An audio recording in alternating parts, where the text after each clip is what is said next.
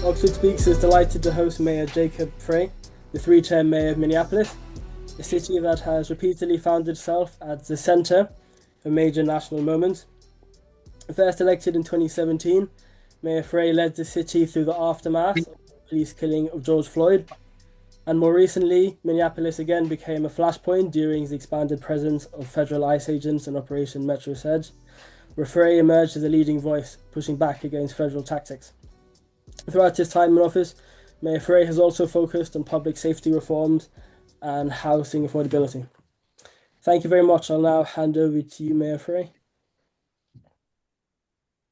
Well, to the whole community here in Oxford, really grateful to be with you here today.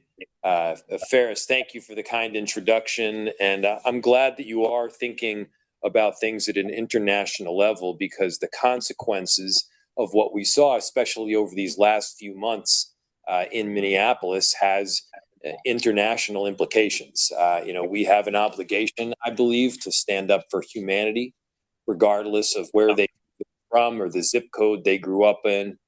We have an obligation to treat our neighbors with respect and the dignity that they deserve. And we did not see that during Operation Metro Surge. During Operation Metro Surge, what we saw is people getting ripped apart from their families, between 3,000 and 4,000 ICE agents and Border Patrol, many of them marching down the street, discriminating only on the basis of race. Do you look Latino? Do you look Somali? And then indiscriminate detentions and even deportations thereafter. That is not how we should operate in America. That's not how we should operate anywhere in the world. And we felt strongly that we had the obligation to stand up against it. We in Minneapolis, we have this beautiful sentiment that you look out for one another. It's a verb, neighboring is what we call it. And what that means is when you come for one of us, you come for all of us. And with that mentality in mind, we had tens of thousands of residents that stood up to peacefully protest.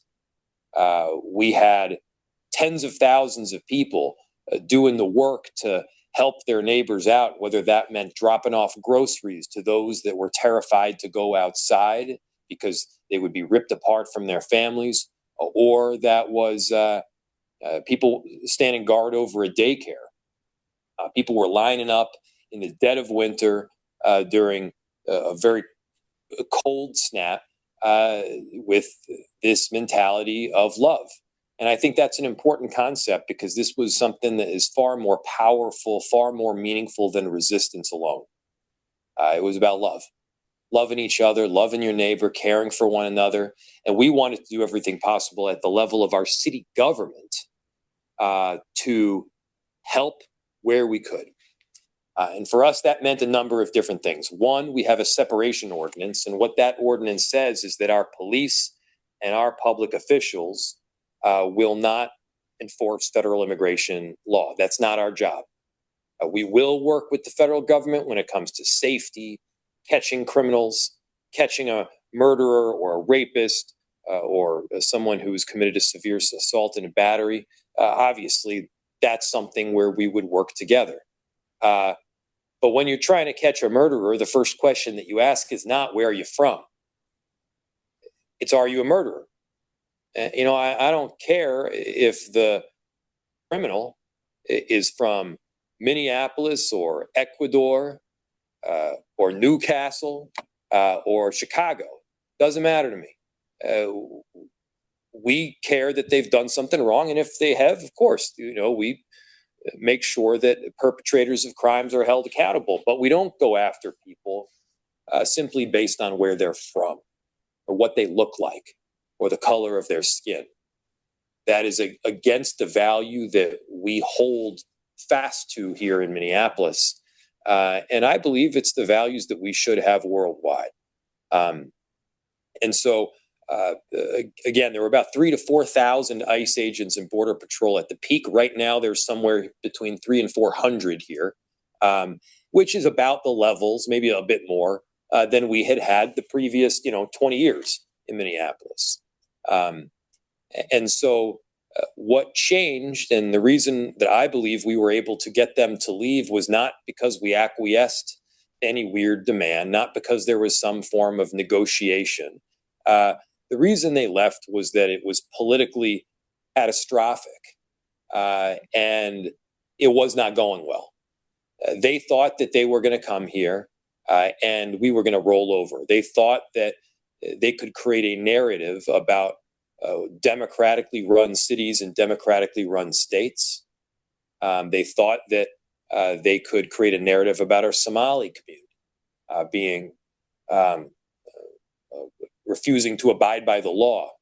But what they found was that we were willing to peacefully protest, that we weren't going to take the bait and counter the federal government's chaos with our own brand of it.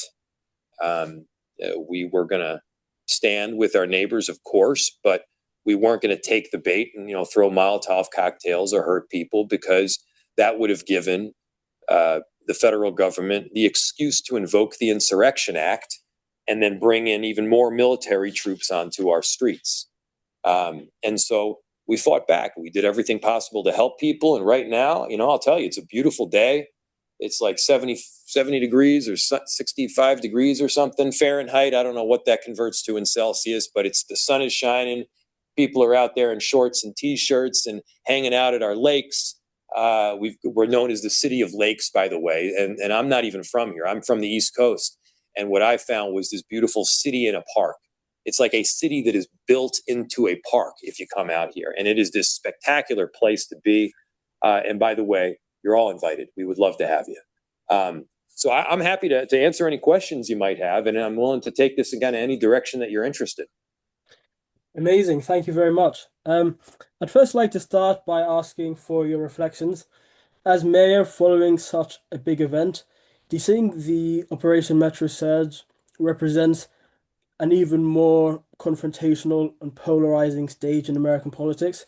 And if so, how does a city like Minneapolis ensure the sense of unity that we've seen all throughout? The sense of unity, this concept of neighboring, the culture that we have here, which is about standing up for one another, is not something that I embedded in society as a mayor. This is something that way pre-existed my time in Minneapolis. It's this mentality, again, where we're a family. And here in Minneapolis, it's a beautifully diverse city, and you don't look at diverse people even really as immigrants. I mean, that's not the first thing you think of. They're your banker, they're your insurance agent, they're the person that you buy coffee from, they're the person that babysits my kids, it's my security detail. They're the people that you meet when you're walking down the street. They're these foundational leaders in our community, and we love them. And I think that's why people were so willing to stand up, is because it's our family, it's our friends. And so I did not instill that. That's something that is just organic here in the city. Now, we did do a lot of coordinating, and we set up task forces, and we had communication where we were disseminating information, we're receiving it. And we also did a lot of planning and preparation around emergency management. After the murder of George Floyd and the subsequent unrest, we didn't, just sit on our hands. We ran simulations, we conducted trainings. We ran what's called the National Incident Management System. And then we took like 70 some of our city employees and leaders out to Emmitsburg, Maryland, which is where the FEMA head simulation headquarters are, and we ran simulations. And so after having done so, we were very well equipped and prepared for crises and emergencies, and we were better able to handle it from there. Thank you very much. I'll now hand you over to my colleague, Mara. Hi. I'm actually from Minnesota, so this is an interesting experience for me. Oh, wow. No kidding. Where are My you from? question, I'm from the western suburbs. There you go. That's great. Yeah.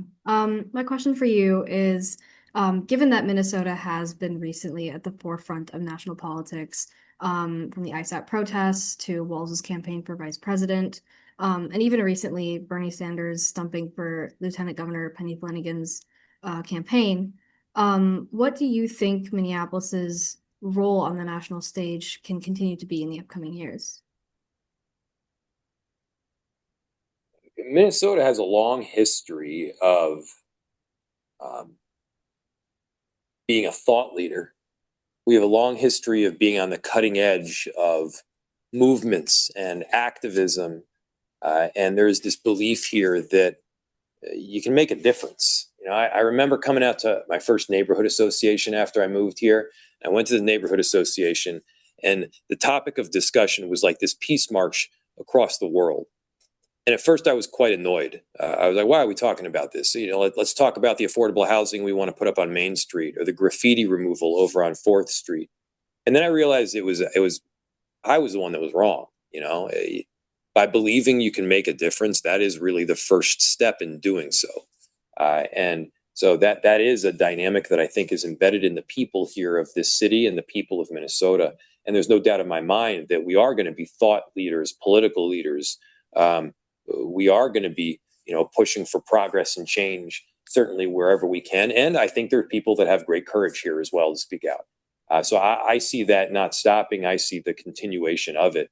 And we've had presidential candidates and vice presidential candidates. I see that continuing. We've had people rise in the area of journalism and medicine and um, theater and art, and I see that continuing as well. It's just a special place here.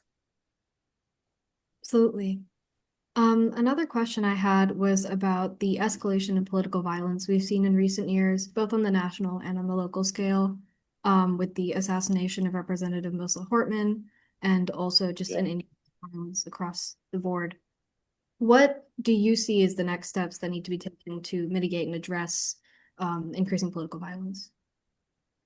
Yeah, it's horrifically concerning. Um, I knew Melissa. She's a friend. She was this incredible public servant and leader, a giant in terms of her abilities as Speaker of the House and just as a human being. And the political threats that we have received, the political violence that we've seen, has only increased dramatically. Um, you know, uh, I think a lot of it stems from uh, normalizing this kind of hate speech. I think a lot of it stems from social media and people getting bubbled into very extremist platforms that you know that where you think that the whole world thinks exactly like you do. You're bubbled into your news sources. You're bubbled into your own friends. You affirmatively select what makes you feel good about yourself and what doesn't, and suddenly you think that the whole world thinks exactly like you do, and they don't. And then you're confronted with somebody that disagrees, and it's this like it just rocks your world. Not to mention there are people that have celebrated political violence, um, and it's on both the sides. It's on both extremes. I've seen it, and it is really problematic. Um, I think that more people need to have the guts to tell their own side what they don't want to hear. And we all have an obligation there, importantly, no matter what side you're on. If you think that your side is immune from some of this awful rhetoric, you're part of the problem. No side is immune here. I've seen it on all sides. That's not to say it's the same. That's not to say it's equivalent. But we all have a role to play, is what I'm saying. And we all need to understand that it is in part our responsibility to call it out, and say, hey, hang on a second, that's not okay. Yes, of course, when it's the side you disagree with, absolutely, you know. I have an obligation to call out Republicans. And it's a hell of a lot easier for me to do so because I have a whole cheering section of Democrats that'll say, yeah, call out the really racist, horrific stuff that they're spewing.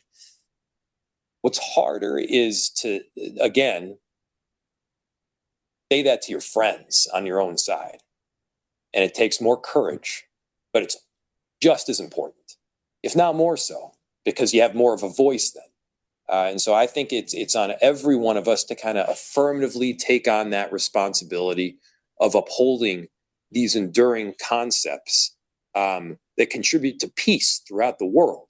You know, political violence in America is a problem for society internationally. Horrific, hateful rhetoric and racist rhetoric in any country is a problem internationally, because we're no longer in a world where communication takes place in one city alone or in one country alone. People communicate across international boundaries. Social media is not limited based on where you live in any given moment or where you are. And so we got to make sure that we're all doing our part here. And I think it's of critical importance. Thank you. Thank you very much. I had one more question for you. Having gone through managing leadership in the wake of Operation Metro Surge, what advice would you give to other city leadership in other cities or other states about how they might prepare for major operations like that in the future? Well, the first part of the answer it stems from the question, which is prepare. You can prepare ahead of time. You might not know what the emergency or what the crisis looks like, but you can prepare in terms of your command and control. You can prepare in terms of your communication skills. You can prepare in terms of the management. All this stuff, you can do a lot of work ahead of time because the reality is that when a crisis hits, you can't build the plane while flying it. You know, people always talk about, well, we were building a plane while flying it. No, you weren't. You were just sucking. The building the plane while flying it in an emergency or crisis is practically impossible. You have to, at the very least, have certain foundational elements that are already set. And so I think that's really important. You know, the second big thing is, especially when things are really chaotic, you got to make certain promises to both yourself and then also the public. And for me, sometimes there's only a few things that you can, where you can control the outcome in full. And that's how you conduct yourself.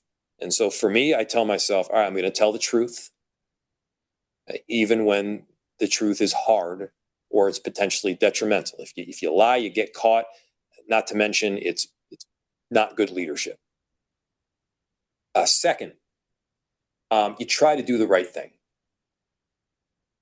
And I say the word try because sometimes the right thing is not totally clear.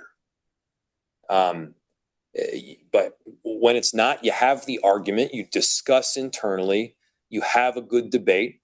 And then as a leader, what you insist on is once a decision is made, everybody's on board. We're going to have the debate. I welcome people to challenge my perspective. I want to hear what your argument is. Where they've got a better argument, we go with what they said, not what I thought. But once a decision is made, we're all on board and we're a team and we're a unit, whether you were on board with that mentality from the beginning or not. And the third thing is you work hard. And if you can do those three things every single day, you tell the truth, try to do the right thing, and you work as hard as you can. I mean, that says to me that while you might not eliminate some form of chaos or natural disaster, at the very least, you can do your part to help. Thank you very much. There's one final question. Apologies. There's one final question that you would like to ask. We're running a little short on time. Amazing, no problem. I was wondering if I could squeeze in a quick question about the politicization of the Justice Department. It seems that Donald Trump has been challenging people who have disagreed with him, with yourself and Governor Waltz being subpoenaed. So I was wondering, what does it look like to resist and push back as a mayor? Yeah, the weaponization of the Department of Justice is something that it should be deeply concerning for anybody that cares about America, for anybody that cares about law and order. The Department of Justice is like the biggest law firm in the world, or at least one of them, and have always had this tremendous a high regard for the quality of attorney, for the benevolence of the mission, for the patriotism of the work that the Department of Justice does. I've long held that, and that mentality, that belief that the Department of Justice can kind of rise above the fray, extended from one presidential administration to the next until this one.